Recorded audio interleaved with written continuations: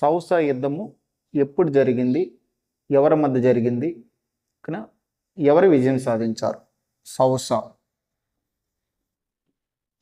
ఈ సౌసా యుద్ధం అనేది 1539లో జరిగింది. ఈ సౌసా యుద్ధం అనేది ఎవరి మధ్య జరిగిందంటే ఉమయూన్ మరియు షేర్షా. ఈ షేర్షా సూరి మధ్య జరిగిన యుద్ధమే సౌసా యుద్ధం. ఏం జరిగింది?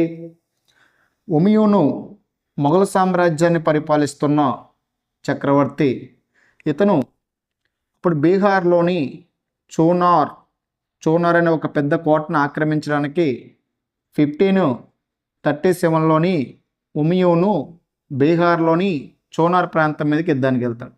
అప్పటికి చూనార్ ప్రాంతాన్ని ఎవరు రూలింగ్ చేస్తున్నారంటే మనకి షేర్షా సూరి అనేవాడు రూలింగ్ చేస్తున్నారు.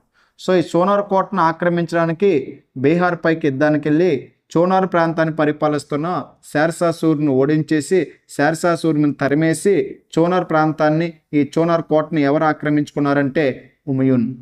ఈ చూనార్ కోటను ఆక్రమించుకొని ఉమయూన్ కొంతకాలము అక్కడ విశ్రాంతి తీసుకోవాలనుకున్నాడు.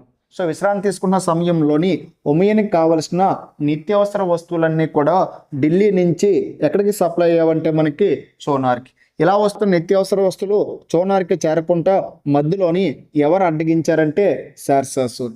మరి ఉమయూన్ ఆ టైంలో ఏం చేశారంటే తనకు కావాల్సిన నిత్యావసర వస్తువులు రావట్లేదని చెప్పి తిరిగి మళ్ళీ ఎక్కడికి ప్రయాణం అయ్యాడంటే ఢిల్లీ. ఇలా తిరిగి ప్రయాణం అవుతున్నప్పుడు షేర్షా సూరి ఎవరిపైన అటాక్ చేశాడంటే ఉమయూన్ పైన అటాక్ చేశాడు. ఈ ఉమయూన్తో అప్పుడు జరిగిన యుద్ధాన్ని మనము సౌసా యుద్ధం అని పిలుస్తాము. ఈ యుద్ధం ఎప్పుడు జరిగిందంటే 1539లో జరిగింది. అక్కడ గంగా నది ఒడ్డున కర్మనాస నది అంటాం. ఈ నది ఒడ్డున మనకి సౌసా ప్రాంతంలోని షేర్షా సూరి ఉమయూన్ ఓడించాడు. దీన్నే మనము సౌసా యుద్ధం అంటాము. ఆ యుద్ధంలో ఓడిపోయిన ఉమయూను తన యొక్క ఇద్దరు కుమారుల భార్యతో పక్కనే ఉన్న కర్మనాస నదిలో దూకేస్తాడు.